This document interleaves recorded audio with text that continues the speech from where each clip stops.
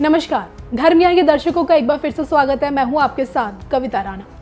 भारत से 7 समंदर दूर रूस और यूक्रेन के बीच छिड़ी जंग महायुद्ध की शक्ल ले सकती है, क्योंकि देखिए 1 महीने से भी ऊपर का समय हो चुका है, लेकिन अभी तक बर्बादी का दौर जारी है।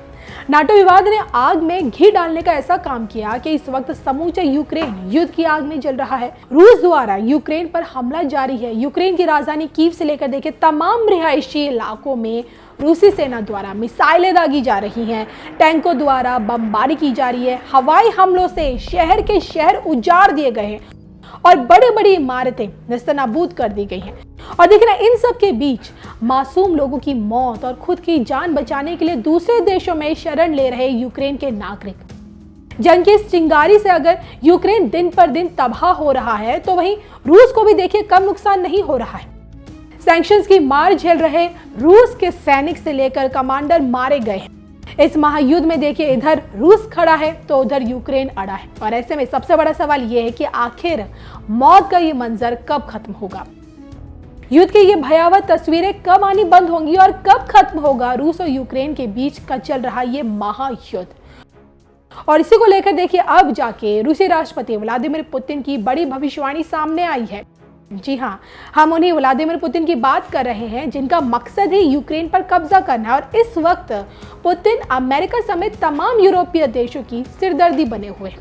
विश्व शक्तियों को इस बात का डर है कि कहीं पुतिन की जिद यूक्रेन का नामो निशान न मिटा दे। और ऐसे में अगर पुतिन के व्यक्तिगत कुंडली पर अगर एक नजर डाला जाए तो रूसी राष्ट्रपति पुतिन की कुंडली में तीसरे घर में चंद्रमा और मंगल पर भाग्य भाव से शुक्र और सूर्य की युति के शुभ योग ने उनको एक कलाकार से देश के राष्ट्रपति के पद पर बेहद कम आयु में पहुंचा दिया।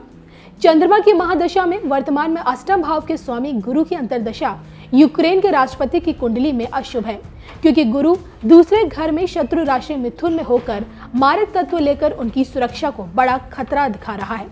वृश्चिक राशि के स्वभाव स्वरूप रहस्यमय और बेहद जिद्दी पुतिन की जन्म कुंडली में भाग्यस्थान का स्वामी चंद्रमा अपनी मूल त्रिकोण राशि वृषभ में सप्तम भाव में बेहद मजबूत स्थिति में बैठा है। दशमेश यानी कि सत्ता स्थान का स्वामी ग्रह सूर्य लाभ भाव में शनि के साथ विराजमान है, जो सत्ता स्थान का स्वामी ग्रह है। इस ग्रह स्थिति के कारण पुतिन पिछले 20 वर्ष से रूस की सत्ता पर काबिज है। वर्तमान में एकादश और अष्टम भाव के स्वामी बुध की महादशा में बुध की अंतर्दशा तथा चंद्रमा के प्रत्यंतर दशा में चल रहे पुतिन यूक्रेन से युद्ध जीत तो जाएंगे, किंतु इसकी बड़ी कीमत उनको चुकानी पड़ेगी। हानि भाव में बैठे बुध की दशा में चल रहे पुतिन को अपने ही देश में तीखी आलोचना का सामना भी करना होगा। तो यूक्रेन को तबाह करके पुतिन क्या साबित करना चाहते हैं, ये तो देखिए वही जानते हैं। फिलहाल युद्ध खत्म करने को लेकर पुतिन की भविष्यवाणी सामने आई है। मीडिया रिपोर्ट्स की माने यूक्रेन ने यह दावा किया है कि रूस 9 मई से पहले युद्ध खत्म करना चाहता है। दरअसल रूसी राष्ट्रपति पुतिन ने रूसी सैनिकों को जल्द युद्ध खत्म करने के आदेश दिए हैं।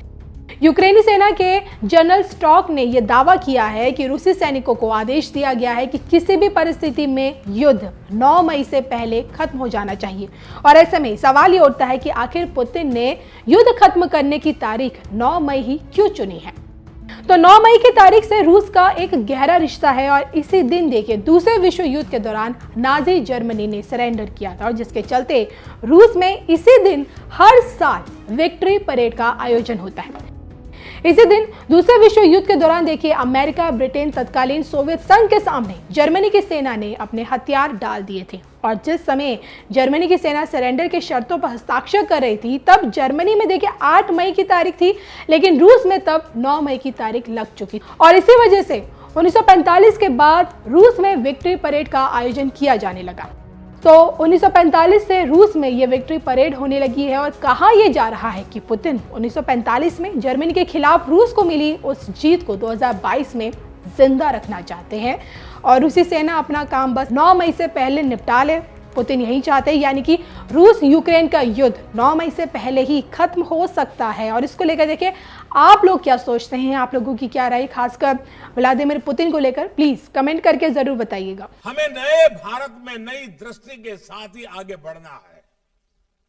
ये नई दृष्टि भारत के आत्मविश्वास की है, आत्मनिर्भरता की है, पुरातन पहचान की है, भविष्य के उत्थान की है और इसमें कर्तव्य की भावना का ही सबसे ज्यादा महत्व है।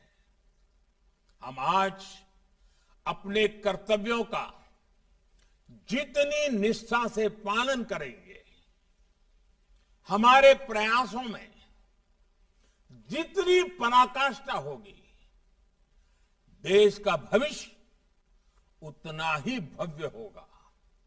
इसलिए आज कर्तव्य निष्ठा ही हमारी राष्ट्रीय भावना होनी चाहिए। कर्तव्य पालन ही हमारी राष्ट्रीय प्रेरणा होनी चाहिए।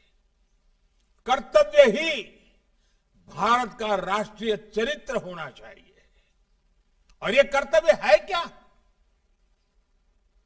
हम बहुत आसानी से अपने आसपास अपने कर्तव्यों के संबंध में निर्णय भी कर सकते हैं, प्रयास भी कर सकते हैं, परिणाम भी ला सकते हैं।